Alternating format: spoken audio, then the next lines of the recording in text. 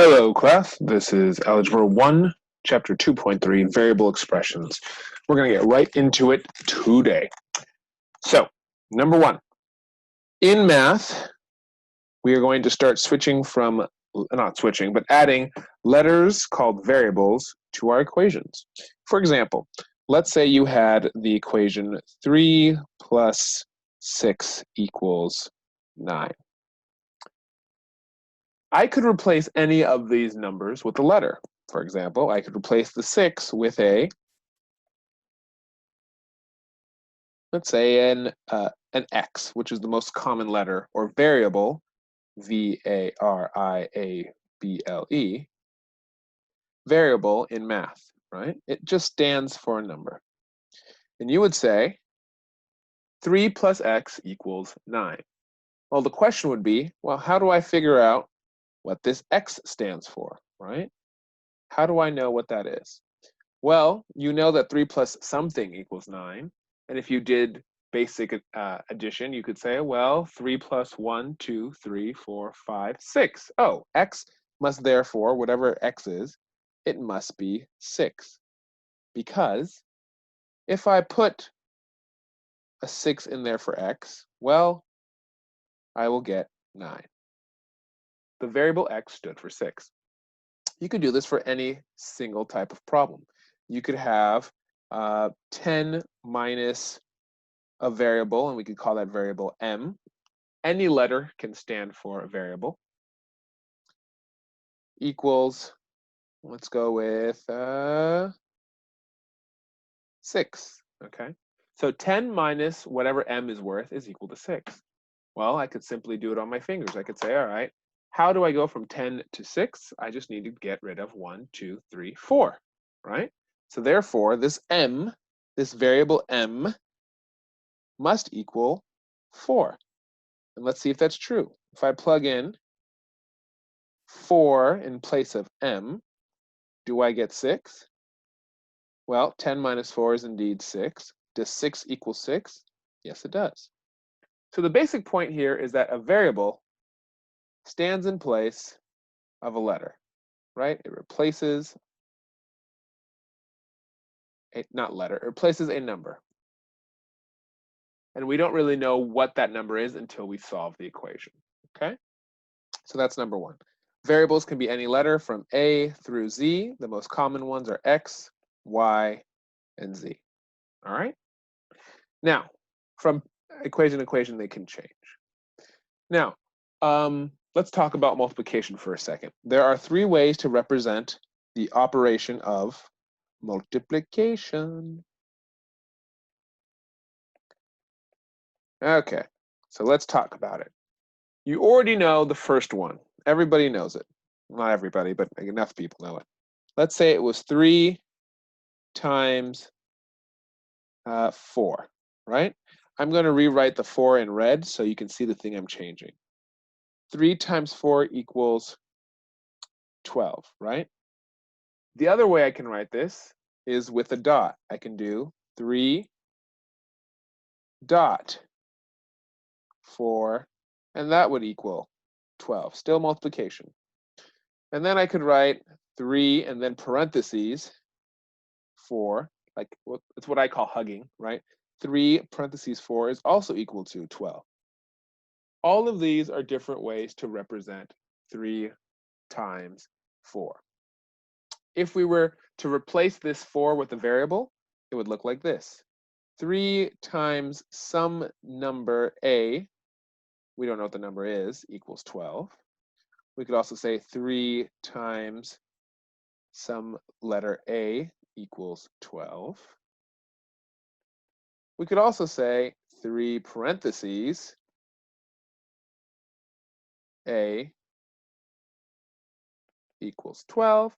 And finally, we could say 3, and then we could just simply remove the parentheses and write the A right next to it, right? And that's still multiplication, equals 12. So those are the 3 and or 4 ways to write multiplication.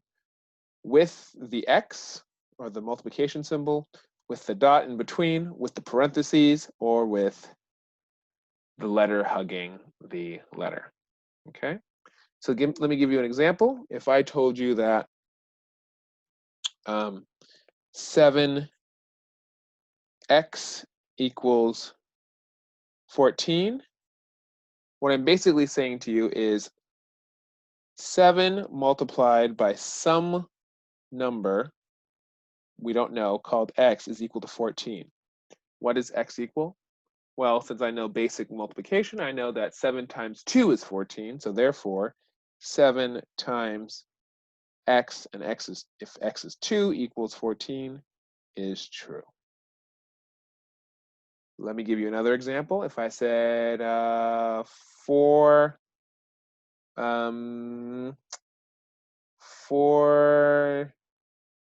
dot y is equal to 8.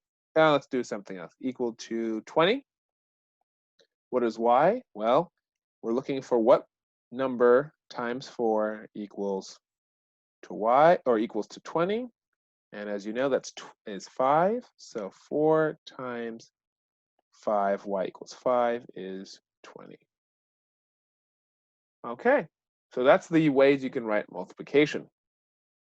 Now, let's say we're multiplying two variables together, right?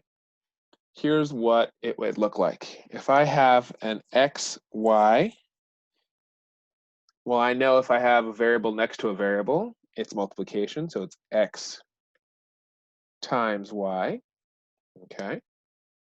And if they tell me that the x is worth 3 and the y is worth 2, well, I can simply replace the x with a 3 and replace the y with a 2.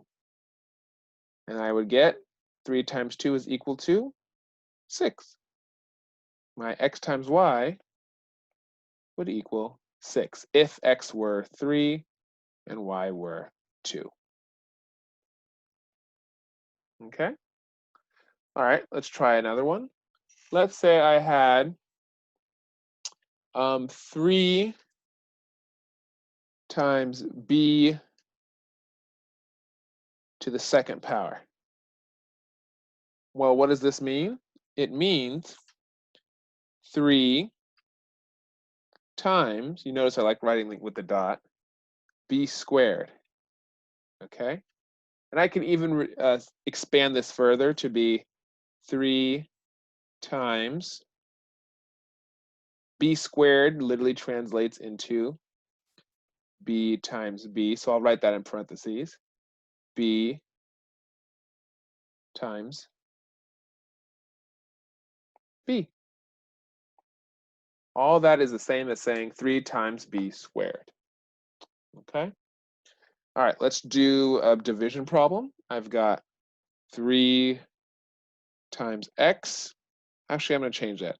3 times, let's use z. 3z over 2.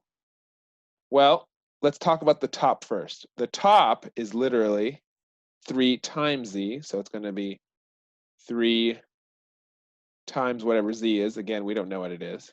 They haven't told us. And then over, which is this sign, is literally the division symbol divided by 2. So another way you can write this is 3 multiplied by z divided by that whole thing divided by 2. All of those are the exact same thing. 3z over 2 is the same as 3 times z over 2, or 3 times z divided by 2. All right, and let's do one more with only variables. If I had ab squared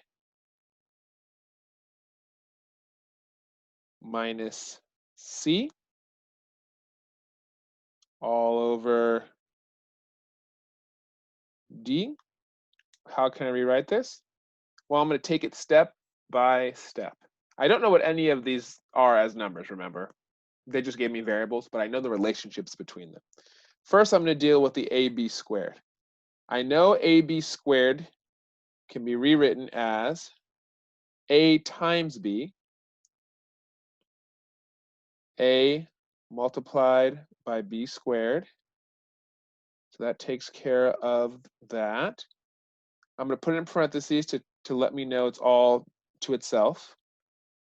And then I'm going to take the minus c and just keep it where it is, all over d. Then I ask myself, is there any more I can do? Well, the b squared can be fleshed out, right? It could be a times, I'm going to create another parentheses, b times b. And we're going to put that whole thing in brackets to let us know that's all together. I'm still going to subtract the c.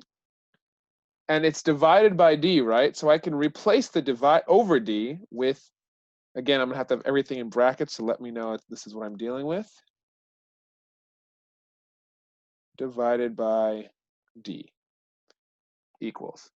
And that's basically all I can do. I can do no more, because if I did any more, I'd start going backwards, right? So a times b, which is b squared, minus c, all divided by d. That's it. So what did we learn today? We learned that there are 4 ways to show multiplication.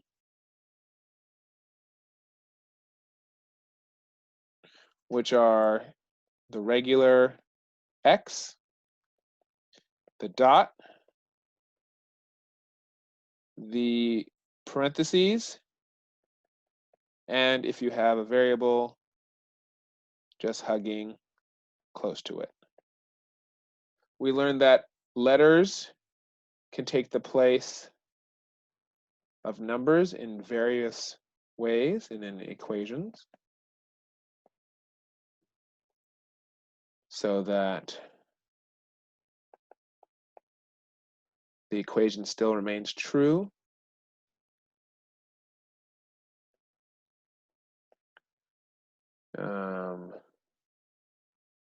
I don't know what that is. There we go, 13. Okay. And then finally, we learned that if you have a variable over a variable, or actually over anything, you can rewrite it as a division problem, a divided by c. Oh, and there's a final issue. It doesn't matter if the variables are uppercase or lowercase, as long as they are the same letter, you're good to go. So you see I have a capital A and a lowercase a, still doesn't matter, it's the same thing. A is equal to whatever A is equal to. All right, hopefully that helps. We'll see you in the next video.